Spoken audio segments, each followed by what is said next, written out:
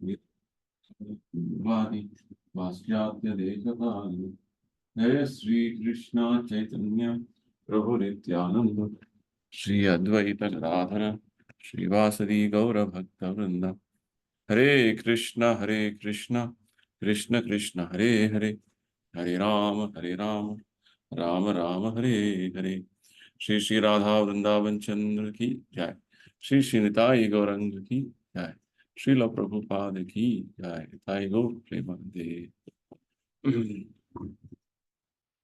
तो आज हम भगवत गीता के 10वें अध्याय से हमारा सत्संग का जो चर्चा है शुरू करेंगे। 10वें अध्याय के आगे 4 श्लोकों का हमने अब तक पहले 3 श्लोकों का अध्ययन किया हुआ है। आज जो है हम चौथा और 5वां, छठा और 7वां श्लोक अध्ययन करेंगे। ये 10वां अध्याय का नाम है भगवान के ऐश्वर्य ज्ञान। तो आज 4 श्लोक लिखेंगे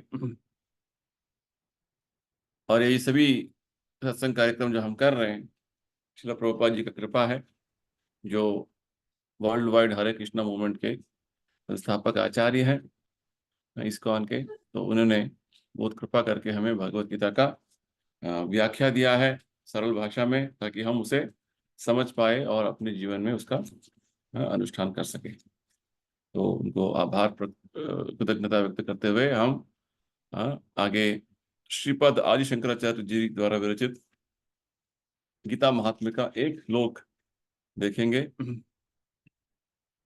ये श्लोक का संख्या 4 है। गीता सुगीता कर्तव्या किमन्यै शास्त्र विस्तरैः सा स्वयं पद्मनाभस्य मुख पद्मा विनिसृताः।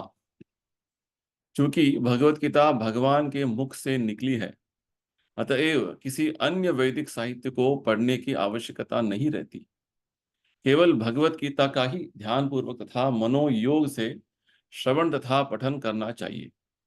केवल एक पुस्तक भगवत गीता ही पर्याप्त है, क्योंकि यह समस्त वैदिक ग्रंथों का सार है और इसका प्रवचन भगवान ने किया है। तो ये भगवत गीता का महत्व है, क्योंकि स्वयं भगवान के मुख से निकला हुआ ये अमृतवाणी, केवल इसका हम अध्ययन करें तो ये सभी वेदों का सार सर्वस्व है। जैसे यहाँ बता रहे हैं समस्त वैदिक ग्रंथों का सार है, तो इसे हम ध्यान पूर्वक इसका अध्ययन करें हर दिन, तो अवश्य हमारा जीवन सार्थक हो जाएगा। तो चलिए आगे बढ़ेंगे। पहले श्लोक का संख्या 4 और 5 10वें अध्याय का 2 श्लोक है। तो भगवान बता रहे हैं, बुद्धिर ज्ञानम असमोह क्षमा सत्यम दमः शमः सुखम दुखम भवो अभावो भयम चाभयम एव च अहिंसा समता तुष्टिस्तपोदानम यशो यशः भवन्ति भावा भूतानां मत्त एव कृतविदाः। बुद्धि, ज्ञान, संशय तथा मोह से मुक्ति, क्षमा भाव, सत्यता, इंद्रिय निग्रह, मन निग्रह, सुख तथा दुख, जन्म मृत्यु, भय अभय, अहिंसा, समता, तुष्टि, तप, दान, यश तथा अपयश, जीवों के ये विविध गुण मेरे ही द्वारा उत्पन्न हैं। तो इस अध्याय का नाम है भगवान के ऐश्वर्य का जो है ये अध्याय है, विभूति योग बोलते हैं।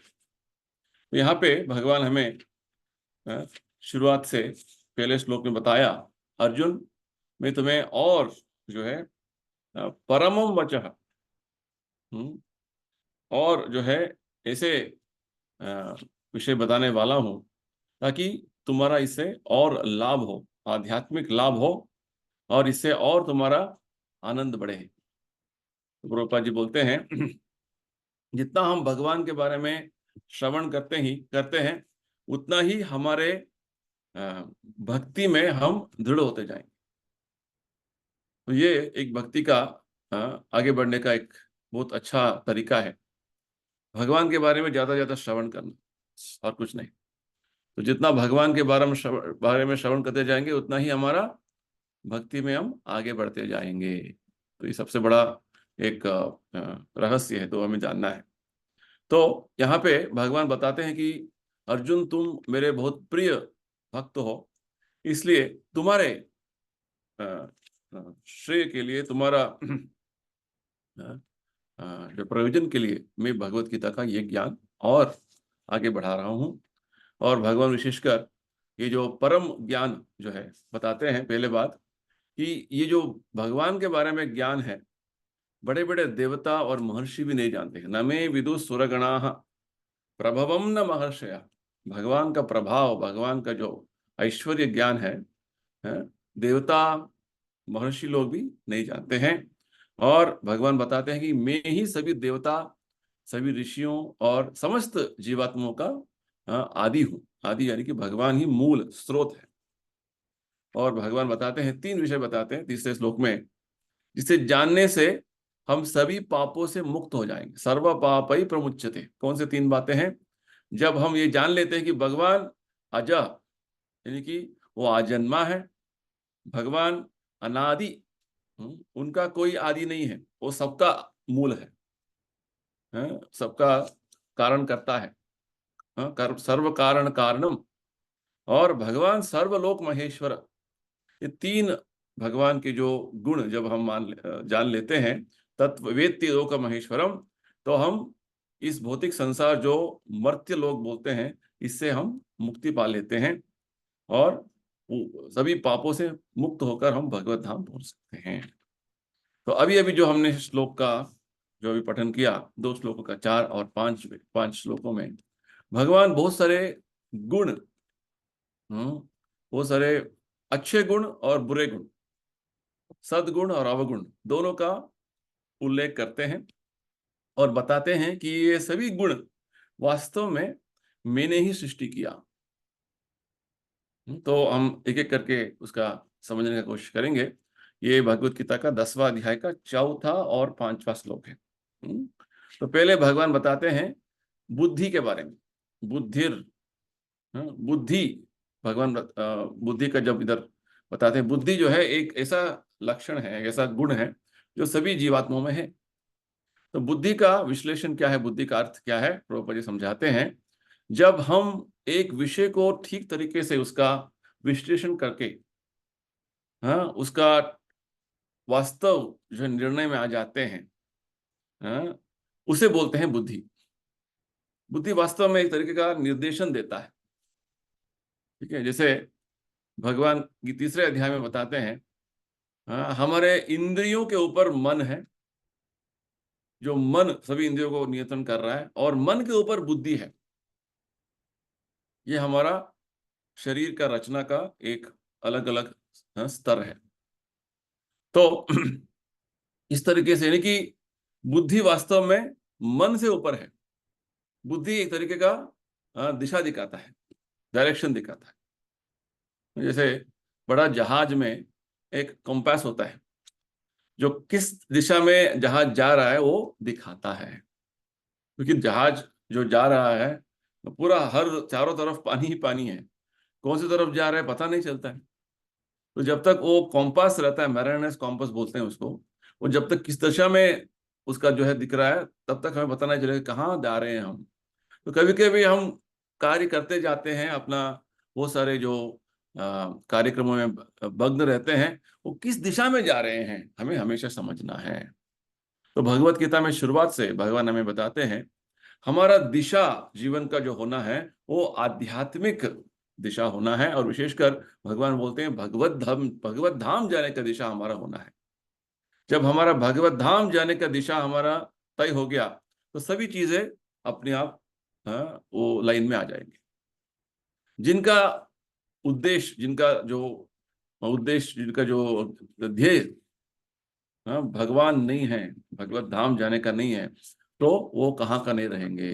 भगवान ने बहुत जगह पे इस बारे में जो है, इस विषय के बारे में बताया है। इसका कोई गति नहीं है, इसका कोई ध्येय नहीं है, वो कहाँ का नहीं रहेंगे, भगवान बताते हैं। विशेषकर 2रे अध्याय के 1 श्लोक में भगवान विशेषकर ये बात बताते हैं, नास्ति बुद्धिरयुक्तस्य न चायुक्तस्य भावना न चाभावयता शांतिर अशांतस्य कुतः सुखम। जिसका आध्यात्मिक ध्येय नहीं है जीवन में, आध्यात्मिक चेतना प्राप्त करने का ध्येय नहीं है, तो उसको न तो उसका मन नियंत्रण में रहेगा, ना ही उसका बुद्धि स्थिर नहीं होगा। देखिए भगवान दोनों दोनों बात बताते हैं। नास्ति बुद्धि अयुक्तस्य, बुद्धि भी उसका स्थिर नहीं होगा और मन भी स्थिर नहीं होगा, और इससे क्या होगा, आपको शांति नहीं रहेगा, कहाँ जा रहे हैं पता नहीं, और इससे क्या होगा, आपको सुख का कोई प्राप्ति नहीं हो सकता है।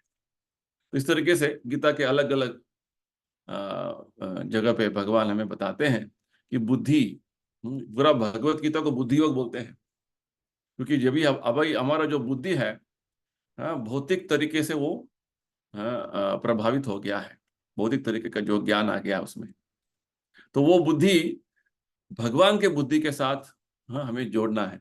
इसको बुद्धि योग बोलते हैं।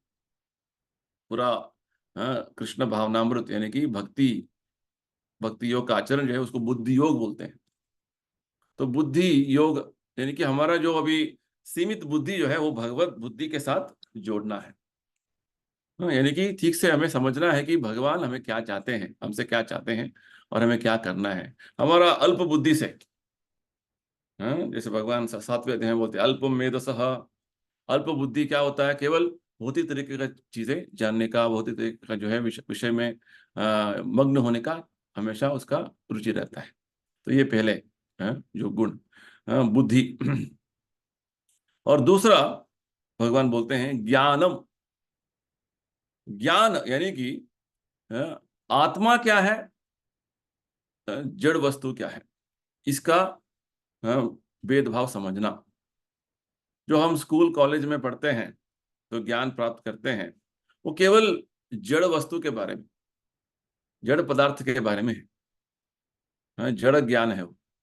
भक्ति विनोद ठाकुर बताते हैं कि जड़ विद्या मायार वैभव तुम्हारे बजाने बाधा। जड़ विद्या यानी कि केवल शरीर और शरीर संबंधित जो ज्ञान है उसको जड़ विद्या बोलते हैं, भौतिक विद्या।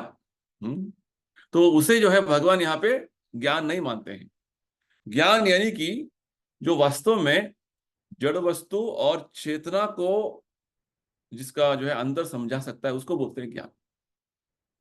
तो आधुनिक जो शिक्षा पद्धति में किसी को ये चेतना का, आत्म का ज्ञान ही नहीं है। केवल भौतिक पदार्थ का, शरीर का जो आवश्यकताओं का जो बारे में लोग समझकर वो सोचते हैं कि ये हमें बहुत ज्ञान हो गया, हमने बहुत डिग्री प्राप्त कर लिया, हमने विदेश गए हैं, अपने इतना सारा जो है पढ़ाई किया है, वो सब केवल जड़ विद्या। तो भक्ति विनोद ठाकुर के हिसाब से वो बोलते हैं कि जड़ विद्या केवल मायार वैभव, यानी कि माया को और आपको माया का जो इस पकड़ में और आप फंसते जाएंगे।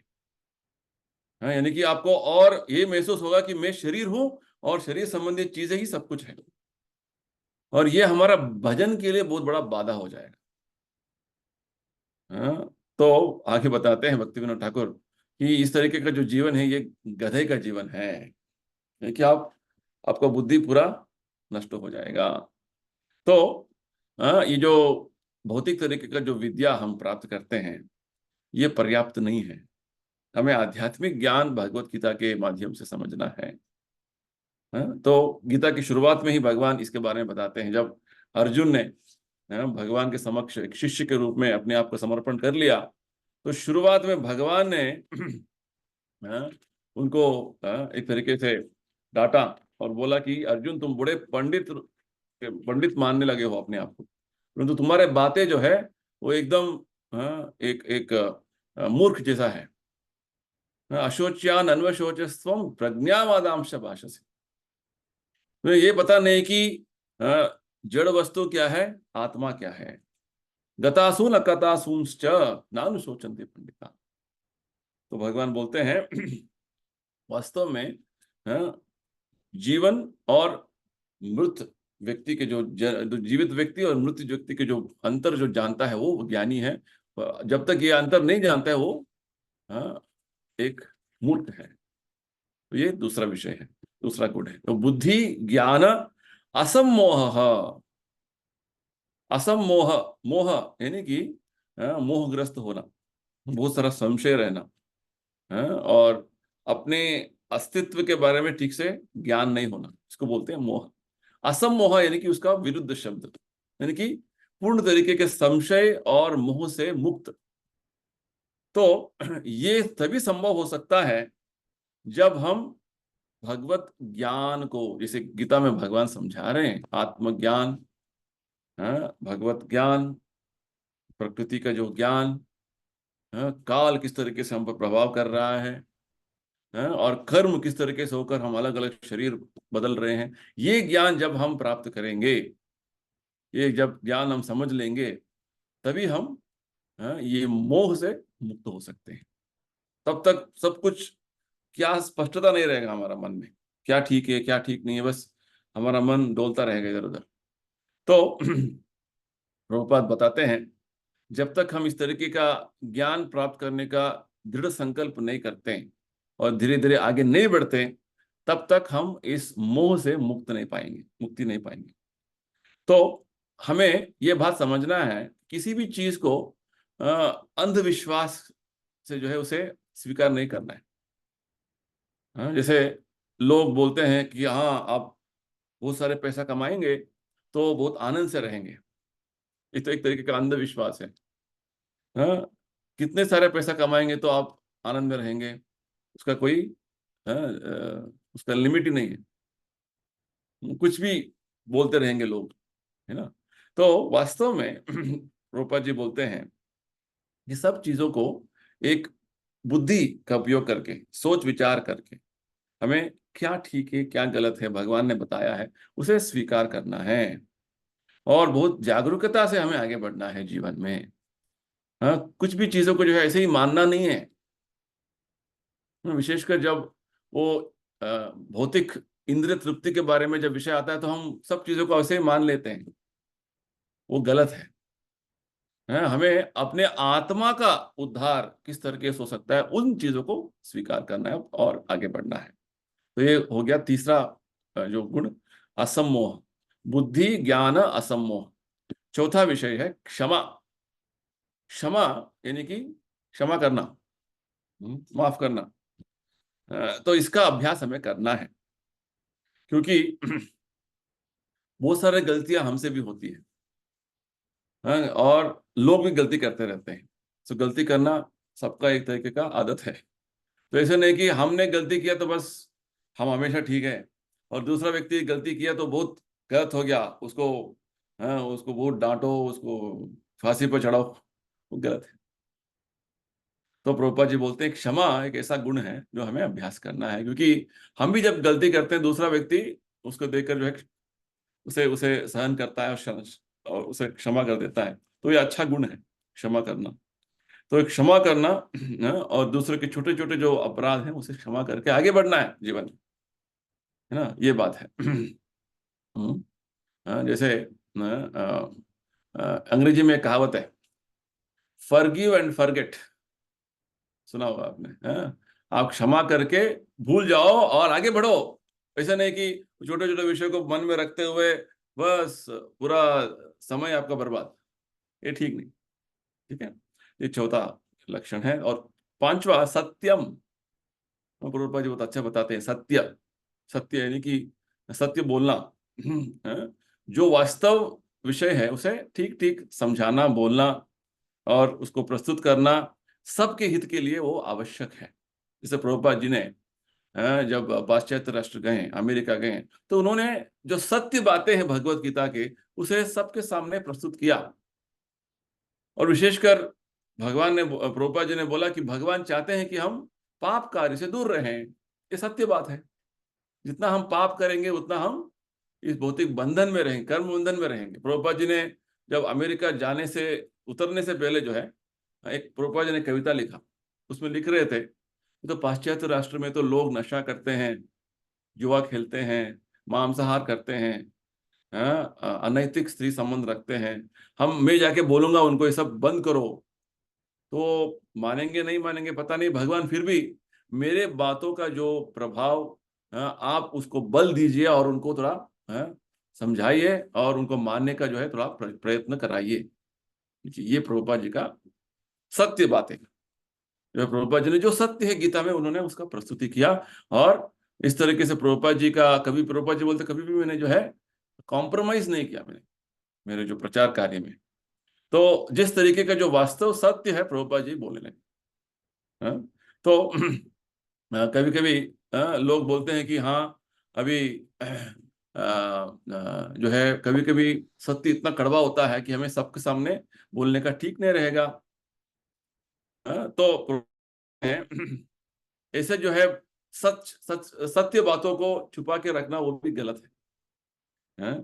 जो सत्य के बातें हैं वो सीधा साधा बोल देना है, सीधा साधा सबको समझाना पड़ेगा, ताकि सब लोग समझे कि वास्तव सत्य क्या है, वास्तव विषय क्या है। वेद्यम वास्तव अत्र वस्तु शिवदम, भागवत में वास्तव विषय का पूरा वर्णन हुआ है। तो ये सत्य के बारे में प्रभुपाद जी समझाते हैं कि कभी कभी सत्य बहुत कड़वा होता है, फिर भी हमें जो सत्य के विषय है उसे बोलना ही है और समझाना ही है। तो ये क्यों बोलना है, क्योंकि सबको इस विषय को समझना है। देखिए, एक दिन हमें जो है मृत्यु प्राप्त करना है, सत्य बात है। ऐसे नहीं कि हाँ हम मृत्यु प्राप्त नहीं करेंगे, हम हमेशा जिंदा रहेंगे, तो झूठ है। तो ठीक है, तो प्रभुपाद जी ने क्या सत्य बात है वो ठीक ठीक बता रहे थे सब, क्योंकि सबका इससे लाभ हो। तो ये वास्तव में सत्य का परिभाषा है। तो बुद्धि ज्ञान असमोह क्षमा सत्यम दमः शमः।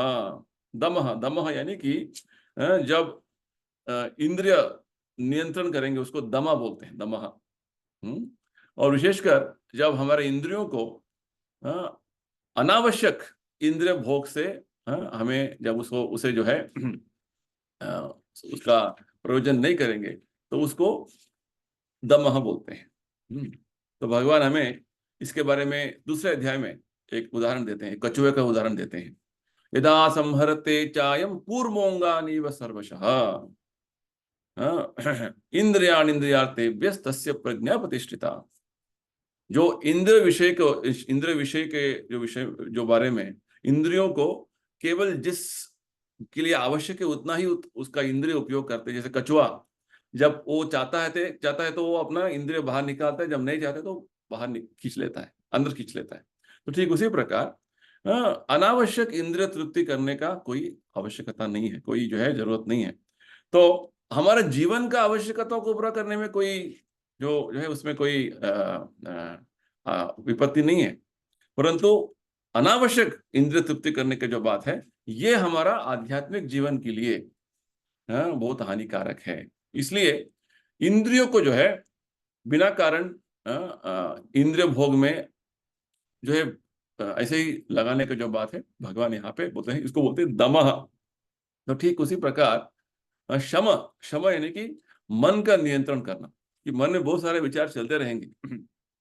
तो विशेषकर मन के जो विचार है, साइकोलॉजिस्ट बोलते हैं, मनोविज्ञानी बोलते हैं कि एक एक जो है मिनट में हमें लगभग 150 तक विचार आ जाते हैं, बहुत सारे विचार आते हैं। तो मन के विचार जब हम भगवत ज्ञान के प्रति, भगवान के बारे में समझने का, हमारा आध्यात्मिक विषय को समझने के बारे में होगा, तभी मन का नियंत्रण हो रहा है। सवई मन कृष्ण पदार विंदयो। अम्बरीश महाराज के बारे में बताते हैं कि अम्बरीश महाराज केवल भगवान का पाद पद्मों का स्मरण करते थे। तो विशेषकर प्रभुपाद जी बोलते हैं हमारा मन को कैसे हमें पैसा कमाना है, जरूरत से ज्यादा केवल मन को इसी में हमेशा मग्न रखेंगे तो वो हमारा मन को हम दुरुपयोग कर रहे हैं। तो हमारा जो योजना शक्ति, जो सोचने का शक्ति जो है वो हम गलत उसका इस्तेमाल कर रहे हैं। तो मन को जो है हमारा मनुष्य जीवन का मुख्य उद्देश्य क्या है, किस तरीके से उसे भगवत ज्ञान के जो है बढ़ावा देना है, उसके बारे में सोचना है। विशेषकर प्रभुपाद जी बोलते हैं हमें गुरु साधु शास्त्र के संग में रहकर हमेशा उनके जो मार्गदर्शन में हमारा विचारशीलता को बढ़ाना है। हाँ, हमारा जो आध्यात्मिक विचारों को बढ़ाना है। अभी भौतिक विचार भरकर पूरा मन में केवल भौतिक विचार चल रहे हैं, वो ठीक नहीं है। तो ये हो गया शमः। और अगला जो विषय है, गुण है सुख। तो सुख जो है, हमेशा हमें उस विषय में रहना है जिससे हम आध्यात्मिक प्रगति में हम आगे बढ़ रहे हैं, उसमें हमारा सुख हमें प्राप्त करना है। हाँ, आध्यात्मिक ज्ञान प्राप्त कर रहे हैं, आध्यात्मिक विषय में आगे बढ़ रहे हैं, हाँ, इसको बोलते हैं सुख। यानी कि आनुकूल्यस्य संकल्पः, यानी कि जिस विषय में, आध्यात्मिक विषय में हमारा रुचि बढ़ रहा है और हम आगे बढ़ने का बहुत हमारा चेष्टा हो रहा है, और आध्यात्मिक ज्ञान और हम बढ़ा रहे हैं। जैसे हम सत्संग कार्यक्रम हमने भाग लिया आज, उसमें आनंद होना है। हमने आज भगवान का नाम जप लिया, आनंद है। और दुख किसका बात होना, किसके बारे में दुख होना है? हाँ, जो हमारा भक्ति में बहुत बाधा आते रहते हैं। भक्ति करने के लिए आज हमने जो है भगवत गीता का अध्ययन नहीं किया, थोड़ा दुख होना है हमको।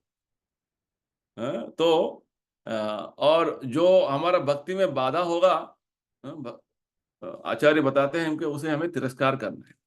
आनुकूल्यस्य संकल्पः प्रतिकूल्यस्य वर्जनम।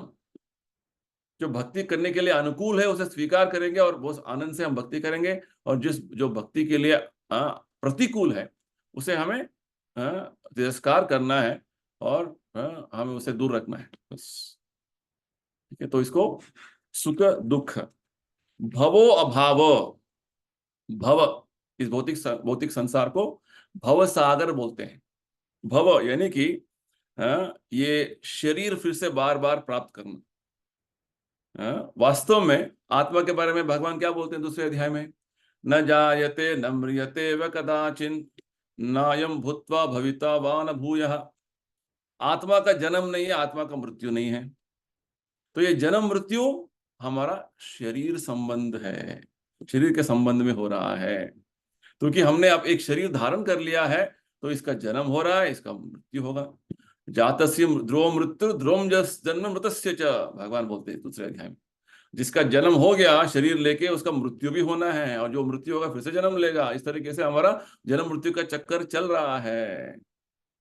तो भवो अभाव यानी कि ये जन्म मृत्यु का चक्कर से, भव सागर से हमें बाहर निकलना है, तो भगवत भक्ति करना है, भगवान का पुण्य नाम को जप करना है। हाँ?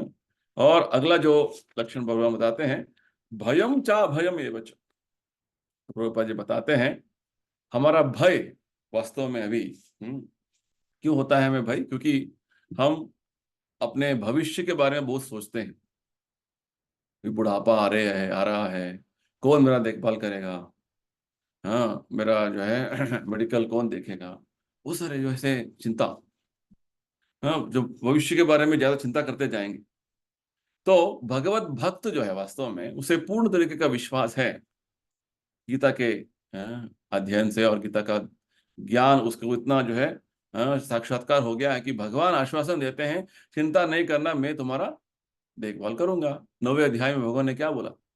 अनन्या चिंतयन्तो माम ये जना पर्युपासते तेषाम नित्याभियुक्तानाम योगक्षेम वहाम्यहम्। भगवान बोलते हैं जो मेरा अनन्य चिंता में हमेशा मग्न रहता है, मेरा जो है सेवा में हमेशा लगा रहता है, उसका योगक्षेम मैं देखूंगा। और विशेषकर भगवान बार बार गीता में आश्वासन देते हैं भक्तों के बारे में, भक्तों को, कि भक्तों का यही अंतिम जन्म है, उसके बाद वो मेरे धाम आ जाएंगे। ये बात है। तो भगवत धाम जाने का जो हमारा पूरा तैयारी हो रहा है। तो भाई किसकी बात है? भजुहुरे मन श्री नंदन अभय चरणारविंद रे। तो भगवान के भजन करते करते जो है, जो उनका अभय चरण में हमेशा भजन जो हम करते रहेंगे, तो किस बात का जो है हमें भय है? भजुहुरे मन श्री नंदन नंदन, भगवान श्री कृष्ण के नंद नंदन के जो है भजन करते रहेंगे, तो हमें किस बात का डर है? देखिए प्रभुपाद जी का पूरा जो है नाम है अभय चरणारविंद भक्ति वेदांत स्वामी प्रभुपाद। अभय चरणारविंद, उनका नाम है अभय। प्रभुपाद जी के शरण ले लिया हमने तो किस बात का डर है, भय है हमें, ये बात है। तो यहाँ पे प्रभुपाद जी बोल रहे हैं कि हमारा भय का जो अ, लक्षण हमारे जीवन में क्यों होता है, क्योंकि हमने भगवान का आश्रय नहीं लिया है। हम इस भौतिक विषय के बारे में इतना अपना मन को उसमें मग्न कर लिया है, भौतिक विचारों में, कि हम वास्तव में हमारा आध्यात्मिक अस्तित्व को भूल गए। ये भय का कारण है। जब हम इस आध्यात्मिक विषय के बारे में पूर्ण तरीके से ज्ञान प्राप्त करेंगे और भगवान का आश्वासन के बारे में हमारा श्रद्धा होगा, तो भय से कोई हमें डरने का बात ही नहीं है। भयम अभयम, तो ज्ञानम विज्ञानम, असमूढ़ असमोह, क्षमा सत्यम दमः शमः, सुखम दुखम भवो भावो भयम चा भयमेव च। आगे बताते हैं भगवान, अहिंसा, ये 5वें श्लोक। अहिंसा, अहिंसा यानी कि हमें ऐसे कुछ भी कार्य नहीं करना है कि दूसरा आदमी जो है वो असुविधा में हो, और उसका जो है उसका जो अपना जीवन में इतना जो है कष्ट वो महसूस करे, इसको बोलते हैं अहिंसा। जैसे प्रभुपाद जी समझाते हैं, हमें बहुत सारे नेता, समाजवादी और बहुत सारे जो समाज सेवक, ये सभी लोग हमें इतना आश्वासन देते हैं कि हमारा इतना बड़ा हमने प्लान बना लिया है, योजना बना लिया है, आप सब खुश रहेंगे, आनंद से रहेंगे। हमने बहुत बड़ा बड़ा बड़ा जो है प्लान बनाया है। तो वास्तव में अहिंसा का अर्थ प्रभुपाद जी समझाते हैं, परिवार जी समझाते हैं कि लोगों को इस तरीके का प्रशिक्षण देना है कि अपने मनुष्य जीवन को पूर्ण तरीके से वो उसका उपयोग करके आध्यात्मिक मार्ग में आगे बढ़े। मनुष्य जीवन हमें इसीलिए प्राप्त हुआ है, आध्यात्मिक साक्षात्कार के लिए। कोई भी जो दूसरा विषय में, दूसरा अन्य जो कार्य से जो है व्यक्ति का आध्यात्मिक प्रगति में बहुत बाधा आ गया, तो हम उसके उस जो उस जीवात्मा का साथ हम अहिंसा कर रहे हैं, हिंसा कर रहे हैं, है ना, वो गलत है। तो वास्तव में जीवात्मा का इस भौतिक संसार में आने का उद्देश्य, उसे एक सुविधा दिया गया है, एक अवसर दिया हुआ है भगवान ने, ताकि वो आध्यात्मिक मार्ग में आगे बढ़े। और किसी और अन्य तरीके के जो विचारों से, कार्यों से आत्मा का आध्यात्मिक प्रगति में रुकावट आ गया, तो वास्तव में हम उसका हिंसा कर रहे हैं। अहिंसा यानी कि जब उसके आध्यात्मिक प्रगति के लिए अनुकूल तरीके का जो सहायता करें। तो ये हमारा उद्देश्य होना है, हम भी भक्ति में आगे बढ़े, दूसरों को भक्ति में आगे बढ़ने का पूरा कोशिश करें। इसको अहिंसा बोलते हैं। अहिंसा आज के समय में लोग, वो तो एक लेवल तक ठीक है, हाँ, जानवर को नहीं मारना है, उनका हिंसा नहीं करना है, वो अच्छी बात है। दूसरा जानवर का कोई जो है उनका जीवन लेने का कोई हमारा अधिकार नहीं है, तो वो भी बहुत बड़ा जो है एक हिंसा है। उसका जो विकास प्रक्रिया में आपने रुकावट डाल दिया है, फिर से उसको वो जन्म लेके फिर से आना पड़ेगा, और आपको उतना पाप कर्म भुगतना पड़ेगा। आगे प्रभुपाद जी समझाते हैं, आप गो हत्या इतना हो रहा है पूरा संसार में, तो गो हत्या होने से, गो हत्या में जितने जितने लोग उसमें शामिल है, सबको गौ माता के शरीर में कितना रोम है, उतना जन्म नरक में उन्हें बिताना पड़ेगा, और उतना जो है बहुत कष्ट वेदना उनको झेलना पड़ेगा। तो ये अहिंसा। और दूसरा अगला जो है लक्षण है, भगवान बताते हैं समता। समता यानी कि समान दृष्टिकोण से हमारा जीवन को हमें आगे बढ़ाना। समदर्शन, गीता में, गीता के 5वें अध्याय में भगवान बताते हैं समदर्शन यानी कि आध्यात्मिक दृष्टिकोण हमें लेके आना है। हाँ, हमेशा हमारा साधारण जीवन में हम कुछ चीजों के प्रति आकर्षित हो जाते हैं, और कुछ चीजों के प्रति हमारा घृणा हो जाती है ना। तो ये राग और विराग, ये दोनों चीजों से हमें दूर रहना है। जितना आवश्यक है एक चीज के प्रति, उतना हमें जो है भक्ति में जो आगे बढ़ने के लिए है, उतना हमें उसको स्वीकार करने आगे बढ़ना है। तो जो भगवत भक्ति में जो आवश्यक है, जो अनुकूल है, उसे हम स्वीकार करेंगे, और जो भक्ति में अनुकूल नहीं उसे तिरस्कार करेंगे, है ना। तो ये जो है एक तत्व हमेशा, ये समता का जो तत्व हमेशा भक्त अपने जीवन में अनुसरण करते हैं। अगला जो गुण है प्रभुपाद जी समझाते हैं तुष्टि ही। तुष्टि यानी कि संतुष्ट रहना। ऐसे नहीं कि हम बहुत मेहनत करेंगे, बहुत सारे जो है पैसा कमाएंगे, बहुत सारे सुविधाओं को प्राप्त करेंगे, जो अनावश्यक है उसको बोलते हैं अनर्थ। अनर्थ यानी कि उसका कोई अर्थ नहीं है जीवन में, फिर भी हमें हाँ चाहिए, मुझे चाहिए, वो चाहिए, ये चाहिए। तो भगवान हमें चौथे अध्याय में बताते हैं बहुत अच्छा बात, ये सब चीजें ऑलरेडी भगवान ने अलग अलग जो है अध्याय में इसके बारे में बता दिया है। चौथे अध्याय में बताते यदृच्छालाभ संतुष्टो द्वंद्वातीत विमत्सरः समसिद्धावसिद्धौ च कृत्वा विनिबध्यते। यदृच्छालाभ संतुष्टो, तुष्टि ही संतुष्ट, देखिए जो मुझे आसानी से जो प्राप्त होता है उससे मैं संतुष्ट हूँ, संतुष्ट रहना है मुझे। भगवान की कृपा से जो मुझे मिलेगा उससे मैं संतुष्ट हूँ, तो इसको बोलते हैं तुष्टि ही। ऐसा नहीं वहां मुझे और चाहिए था, मुझे वो चाहिए, मैं ओवर टाइम करूंगा, मैं वो से काम करूंगा, बस उसका कोई संतुष्टि नहीं है, सुक्ति नहीं है उसका। और अगला जो गुण है तपस्या। तपस्या यानी कि हम स्वयं जो है कुछ आध्यात्मिक प्रगति के लिए कुछ कठिनाइयों को अपनाना। जैसे बहुत सारे नियमों को शास्त्रों में बताते हैं। सुबह ब्रह्म मुहूर्त से पहले हमें जागना है, मंगलारती में आना है, और मंगलारती में आने से पहले नहाना है। तो सुबह सुबह उठना कभी कभी मुश्किल लगता है कुछ लोगों को, है ना, फिर भी स्वयं आध्यात्मिक यह मार्ग में हमें आगे बढ़ने का जो संकल्प जो है, ये हमें जब हम ये ले लेते हैं तो इसको बोलते हैं तपस्या। और विशेषकर अभी 2 दिन बाद निर्जल एकादशी आ रहा है, मंगलवार। तो निर्जल एकादशी साल में एक बार आता है, तो रिकमेंडेशन है कि हम पानी भी नहीं पिए, इसको बोलते हैं निर्जल एकादशी। एक एकादशी हमें ऐसा करना है। तो उसे करने के लिए बहुत संकल्प करना पड़ता है, बहुत जो है मन में दृढ़ता होना है।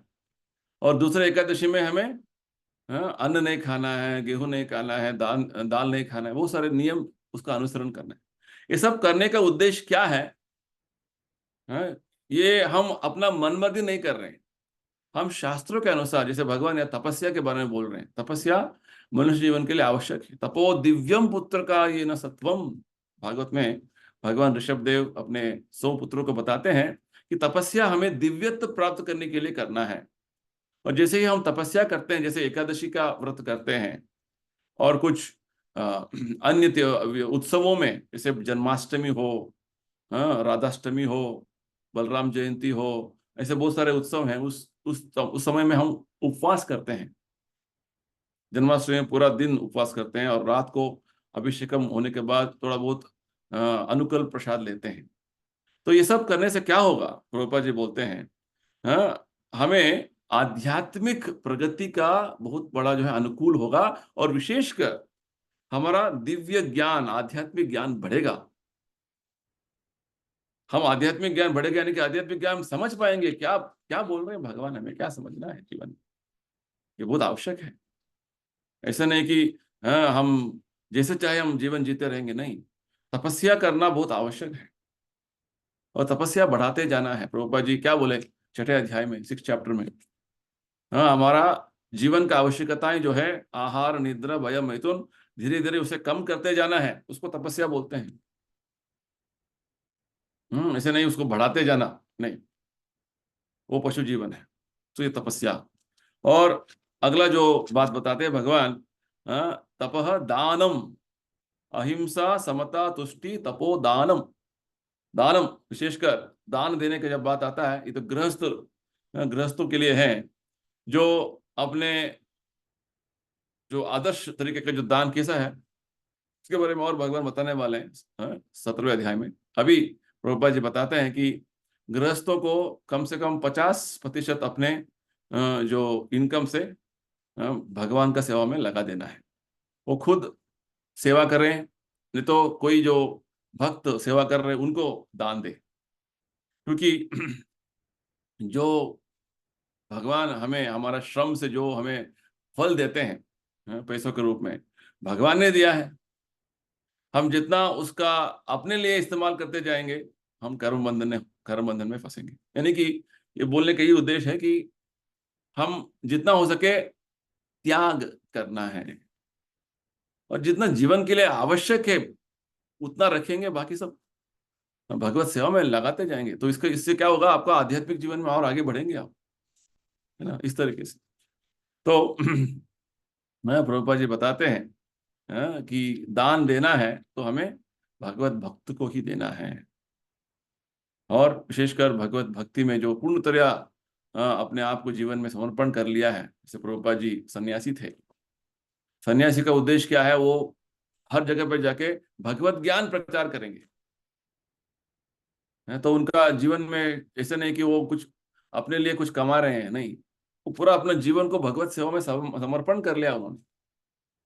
उनको जब दान देने से क्या होगा, और भगवत प्रभुपाद जी हमेशा बोलते थे, जहां पे भी जाते थे, प्रवास करते थे अलग अलग देशों में, बोलते थे कि और हमारे पास सुविधा होता तो हम और इस प्रचार कार्य को और बड़ी मात्रा में हम उसको कर सकते हैं, क्योंकि हमारे पास सुविधाएं कम हैं तो हम बहुत अल्प मात्रा में कर पा रहे हैं, और हमारे पास ज्यादा सुविधाएं होते तो हम और जल्दी जल्दी जो है प्रचार कार्य कर सकते हैं, प्रभुपाद जी बोलते। तो इस तरीके से दान देने का जब बात आता है तो हमें भगवत भक्तों को, प्रभुपाद जी के जो आंदोलन में हमें दान देना है। और आगे भगवान बताते हैं यशः, यश यानी कि हम बहुत नाम कमाना। जैसे लोग, हम बहुत बड़े व्यक्ति हैं, हम बहुत बड़े जो कलाकार हैं, हम बहुत बड़े स्पोर्ट्समैन हैं, बहुत बड़े नेता हैं, लोग ऐसे नाम कमाते हैं। चैतन्य महाप्रभु के अनुसार वही व्यक्ति सबसे बड़ा प्रसिद्ध व्यक्ति है जो भगवत भक्त के नाम से जाना जाता है। वो वास्तव में उसका यश है। तो एक आदमी भगवत भक्ति का, जैसे प्रभुपाद जी बहुत बड़े भक्त हैं, वो वास्तव में यश, उनका यश जो है वो सार्थक है। तो जो इस तरीके का जो यश नहीं है, दूसरा कुछ भी उसका कीर्ति हो, वो वास्तव में यश नहीं कहलाता है, वो फेमस नहीं है, वो इनफेमस है, प्रभुपाद जी बोलते हैं। यश अयश दो चीजें हैं। यश यानी कि कीर्ति होना, उसका नाम होना, अच्छा नाम होना। अयश यानी कि अपकीर्ति होना। तो जब भक्त के नाम पर हम एक व्यक्ति जो है बहुत प्रसिद्ध हो जाता है, वो वास्तव में यश है। और इस तरीके से भगवान बोलते हैं भवन्ति भाव भूतानाम मत्त हेव पृथक विदाः। तो ऐसे जो गुण है, भगवान बोलते हैं ना केवल इस धरती पर है, देवता लोक में और कहाँ कहाँ पे जो है मनुष्य हैं, जैसे 4 लाख मनुष्य जाति है, वो पूरे ब्रह्मांड में है। तो उन सबों में ये सभी गुण हम देख सकते हैं। और ये सभी गुण कहाँ से आ रहे हैं, भगवान बोलते हैं मत्त एवेति तान विद्धि मत्त एव पृथक विदाः। ये सभी गुण मैंने सृष्टि किया है, ये सब अपने अपने अलग से नहीं है। ये भगवान बोलते हैं सब मेरे से उत्पन्न हुए हैं। तो विशेषकर प्रभुपाद जी हमें भागवत का एक बात बताते हैं, भक्त को इन सभी गुणों का अलग अलग से जो है वो प्रयत्न नहीं करेगा, उसे उसे आगे बढ़ाने का, उसको उसको कल्टीवेट करने का। वो केवल भगवत भक्ति में लग जाता है तो सभी गुण भगवत भक्ति के माध्यम से उसके आ जाते हैं। यस्यास्ति भक्तिर भगवत यकिंचन सर्वैर गुणैः तत्र समासते सुराः। ये भागवत का एक श्लोक है। जब भगवत भक्ति में हमेशा भक्त मग्न रहते हैं तो धीरे धीरे जो सुरगणा देवता गण के जो गुण हैं, उनका गुण भी भक्तों में आने लगता है। ये भक्ति का महत्व है, भक्ति का जो है महान जो है एक लक्षण है। तो वास्तव में भगवान का यही बोलना है इन श्लोकों के माध्यम से कि जो अच्छे गुण हैं, बुरे गुण हैं, सब भगवान से ही उत्पन्न हो रहे हैं, भगवान ही उसका मूल है। तो इस भौतिक संसार में कुछ भी ऐसा चीज नहीं है कि वो भगवान के अतिरिक्त है। भगवान के बिना जो है वो आ गया है, ऐसा बात नहीं है। तो हर चीज भगवान से ही है।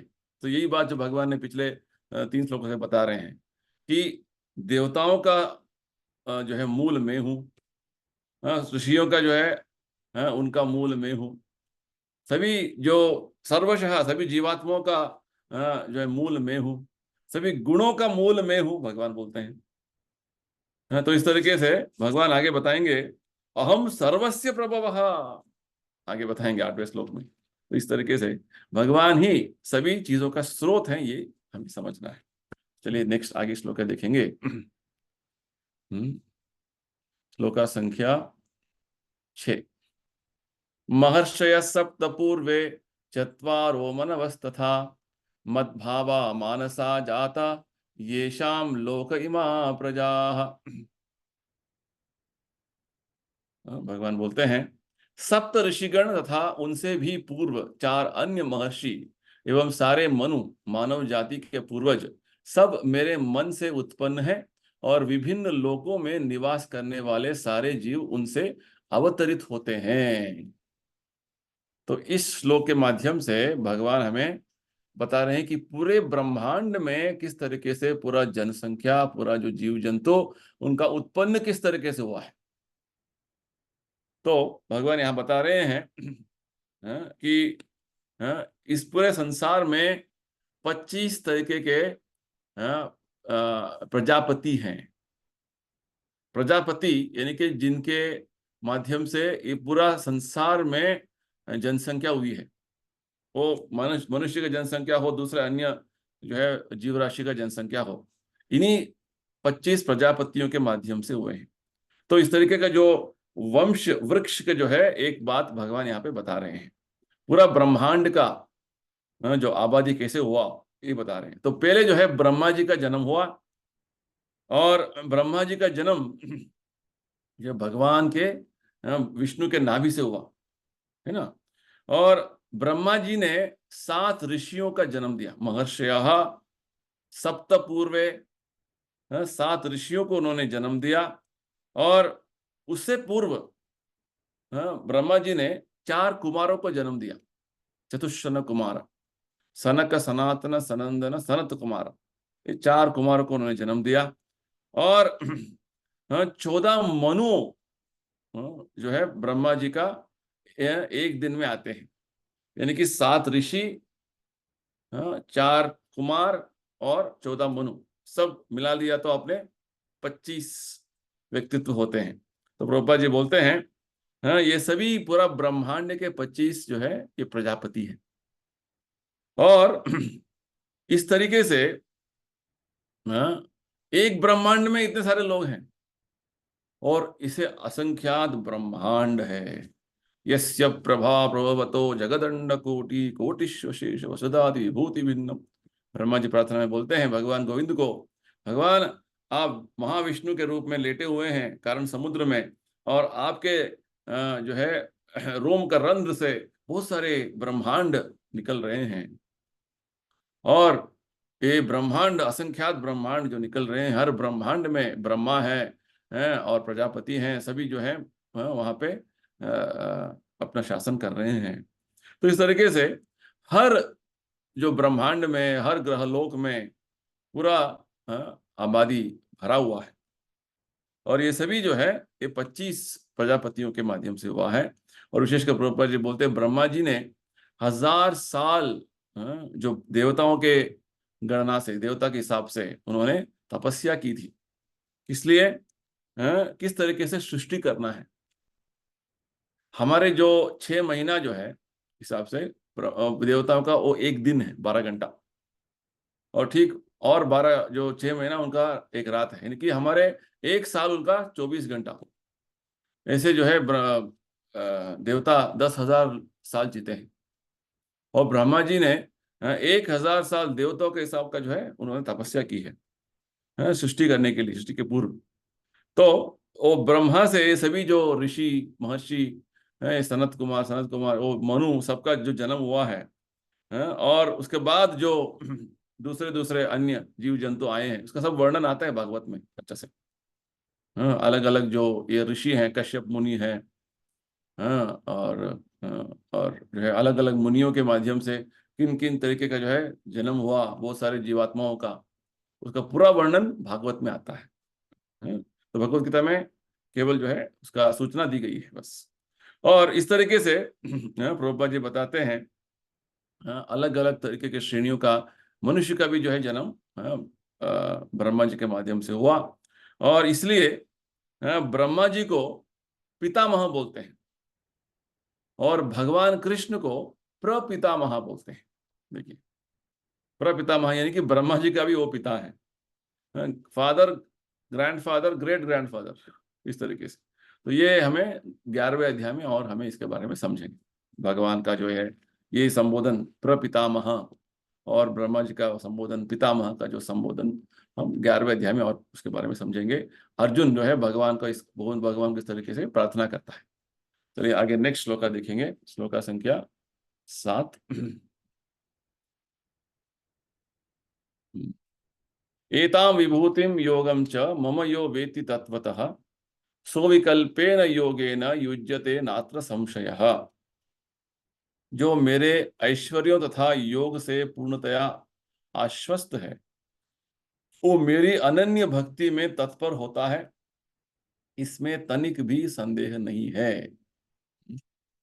तो भगवान यहाँ पे एक तरीके का अपना निर्णय दे रहे हैं कि इस तरीके का जो सत्य को, तत्व को जब हम ठीक तरीके से जान लेते हैं, एतां विभूतिम योगम च, तो ये अध्याय का नाम ही विभूति योग है, भगवान का ऐश्वर्य का ज्ञान। ठीक है, एतां विभूतिम योगम च मम यो वेति तत्वतः। ये तत्वतः, ये जो शब्द है बहुत महत्वपूर्ण शब्द है, इसे बार बार भगवान बताते। तत्वतः यानी कि सत्य जानना, वास्तव में जानना, इंग्लिश में बोलते हैं फैक्चुअली, इन ट्रूथ। तो जैसे चौथे अध्याय में भगवान बोलते हैं, जन्म कर्म च मे दिव्यम एवं यो वेत्ति तत्वतः भक्त्या माम अभिजानाति यावान यश्चास्मि तत्वतः। ये 18वें अध्याय में बताऊं। इस तरीके से तत्वतः यानी कि सत्य में, वास्तव में भगवान की जो महिमा, उनका विभूति सब जब हम जान लेते हैं, भगवान का शक्ति सामर्थ्य किस तरीके से कार्य कर रहे हैं, वो क्या करेगा? सो अविकल्पेन योगेन, अविकल्पेन योगेन यानी कि शुद्ध भक्ति में वो अपने आप को लगा लेगा, मग्न हो जाएगा। इसके बारे में कोई संशय नहीं है। यत्र नात्र संशयः युज्यते नात्र संशयः। देखिए, जब हम भगवान के ऐश्वर्य, भगवान का शक्तियों का सामर्थ्य, भगवान का शक्ति किस तरीके से इस पूरा संसार में कार्य कर रहे हैं, इसका ज्ञान पूर्ण तरीके से हमें हो जाएगा, तत्वतः हो जाएगा, वास्तव में हो जाएगा, तो हम भगवान के प्रति और भक्ति भावना से लग जाएंगे।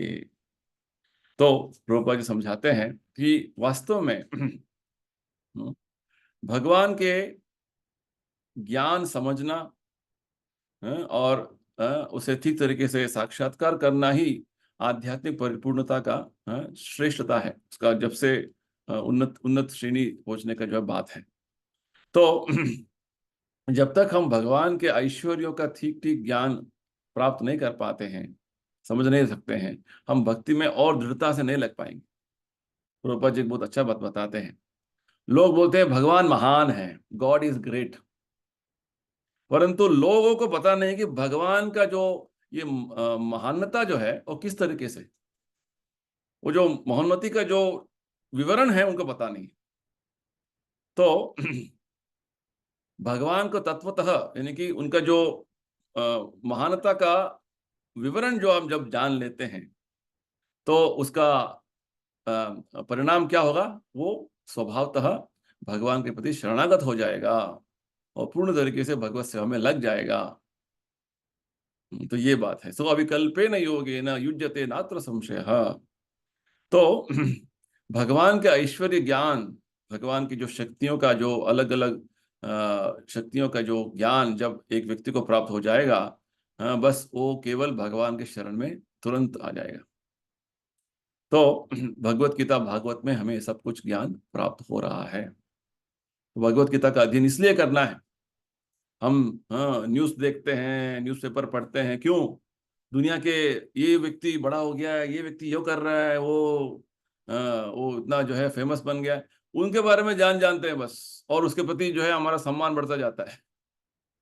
तो भगवान बोलते हैं मेरे बारे में जानो, वास्तव में जो सत्य है, ये सभी जो लोग हैं अभी हैं, बाद में नहीं रहेंगे, है ना। अशाश्वत है, परंतु भगवान शाश्वत है। उनके बारे में जानना, उनके बारे में समझना, ये बात हमारा बहुत इंपॉर्टेंट बात है। तो प्रभुपाद जी समझाते हैं कि इस भौतिक ब्रह्मांड के निर्वहन में बहुत सारे जो देवताएं पूरा ग्रह लोकों में वो अपना कार्य निभा रहे हैं। और उनमें सबसे श्रेष्ठ देवताएं हैं, ब्रह्मा जी है, शिव जी हैं, और कुमार है, प्रजापति हैं, और बहुत सारे जो है ऐसे अन्य देवताएं हैं। तो वास्तव में भगवान क्या बोल रहे हैं कि मैं ही उनके मूल हूं, आदि हूं। मैं उनका स्रोत हूं, हम आदि ही देवाना, भगवान बोलते हैं। यानी कि सभी देवताओं का मूल मैं हूं, सभी जो ऋषियों का मूल मैं हूं। तो इस तरीके से भगवान का जब ऐश्वर्य का ज्ञान जब हम इस अध्याय के माध्यम से और आगे भगवान जो समझाएंगे उसको समझते जाएंगे, तो हम भक्ति में और जो है संकल्प से और दृढ़ता से और बहुत बड़ा श्रद्धा से बिना कुछ संशय के हम आगे, न अत्र संशय, कुछ संशय नहीं है, मैं भगवान का जो अस्तित्व के बारे, भगवान पुरुषोत्तम है, इसके बारे में मुझे कुछ संशय नहीं है। तो ये बात है, प्रभुपाद जी बोलते हैं। तो प्रभुपाद जी समझाते हैं ये सभी ज्ञान भगवान हमें क्यों प्रदान कर रहे हैं, ताकि हमारा भक्ति में और आसक्ति बढ़े, रुचि बढ़े। तो हमें ये सब ज्ञान समझने का और जानने के बारे में कुछ आलस्य नहीं करना है। तो चैतन्य चरितामृत में कृष्णदास कविराज गोस्वामी बोलते हैं, ये जो तत्व ज्ञान भगवान के बारे में, चैतन्य महाप्रभु का महिमा के बारे में, ये समझने के बारे में हमें कुछ आलस्य नहीं करना है। करे ना मान आलस्य, क्योंकि जैसे जैसे हम इसको और समझते जाएंगे और इसको जो है हमारा ज्ञान वृद्धि होता जाएगा, भक्ति में और दृढ़ हो जाएंगे हम। तो ये दृढ़ता बहुत इंपॉर्टेंट है। भक्ति का जो अलग अलग आगे बढ़ने का जो स्तर है, आदौ श्रद्धा तथा साधु संगा अनर्थ निवृत्ति, आदो आदो श्रद्धा साधु संगा भजन क्रिया अनर्थ निवृत्ति, तथो निष्ठा रुचि तथा तथा शक्ति, है ना। निष्ठा यानी कि और हम दृढ़ होना है, हमारा रुचि बढ़ना है भक्ति में, और आसक्ति बढ़ना है। जैसे भगवान ने 7वें अध्याय की शुरुआत में क्या किया, क्या बोला, मैया आसक्त मना पार्थ, मेरे प्रति आसक्ति बढ़ाइए।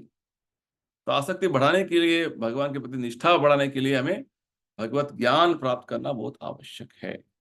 ठीक है, तो हम और आगे भगवान क्या बोलेंगे, और बहुत अच्छा जो है अगले जो 4 श्लोक है उसको बोलते हैं चतुश्लोकी भगवत गीता, क्योंकि पूरा भगवत गीता का सार सर्वस्व आगे 4 श्लोक में है, 8, 9, 10, 11। तो अगला जो है सत्संग कार्यक्रम में उसके बारे में हम चर्चा करेंगे। तो ये 10वें अध्याय में चतुश्लोकी भगवत गीता है, जैसे चतुश्लोकी भागवत है, भागवतम में दूसरे स्कंद में है। इस तरीके से चतुश्लोकी भगवत गीता 4 श्लोकों में भगवान ने पूरा सार सर्वस्व बोल दिया गीता का। ठीक है, उसे हम अगले अध्याय में देखेंगे कि सबको, किसी को कुछ प्रश्न है, पूछना है, कुछ समझना है तो can ask here something. Krishna प्रभु जी। हरे कृष्णा। प्रभु जी, ब्रह्मा जी को जैसे हिरण्य गर्भ बोलते हैं, हाँ, तो वो जो प्रलय के बाद एक गोल्डन एग होता है, उसको क्या बोलते हैं? प्रलय के बाद गोल्डन है कुछ नहीं होता है माता जी। प्रलय के अच्छा, बाद कहीं तो पे सब, लिखा है? प्रलय के बाद सब कुछ विष्णु के, नहीं, वो जो विष्णु के बच समान हो जाता जाते हैं। है, जो जो हम्म, बच जाता है, हम्म। जब मतलब बिल्कुल फाइनल प्रलय हो जाता है, सब कुछ भगवान के शरीर में समा जाते हैं। तो फिर से उसको जब, भी कुछ गोल्डन, कुछ मोल्टन एग, कुछ हिंदी में कुछ हिरण्य कुछ बोलते हैं, पता नहीं। क्या होता है, जब शुरुआत सृष्टि का शुरू होता है, जब भगवान का जो सृष्टि, ब्रह्मा विष्णु जिस फिर से सृष्टि करते हैं, सृष्टि का शुरुआत में ये सब चीजें आते हैं, गोल्डन एग, ठीक बोला आपने, एक गोल्डन एग, यानी कि पूरा जो भौतिक वस्तुएं जो हैं, जो सृष्टि के लिए आवश्यक हैं, वो एक प्रज्वलित तरीके का जो है एक अंडे जैसे आकार में वो प्रकट होते हैं। ठीक है, इसलिए भगवान को हिरण्यगर्भ भी बोलते हैं कि उनके नाभि से ही सभी जो है सृष्टि शुरू हो जाता है। तो ब्रह्मा का, भगवान को भी हिरण्यगर्भ ही बोलते हैं? भगवान को हिरण्यगर्भ बोलते हैं, हिरण्यगर्भ बोलते हैं भगवान को क्योंकि ब्रह्मा हिरण्यगर्भ। जी वहां से पैदा हुए हैं, इसलिए हिरण्यगर्भ उनका भी हाँ नाम है। हाँ, अच्छा, ठीक है, ओके। हरे कृष्ण प्रभु। हरे कृष्णा, धन्यवाद सबको। जय श्रील प्रभुपाद। हरे कृष्णा। हरे कृष्ण महाप्रभु।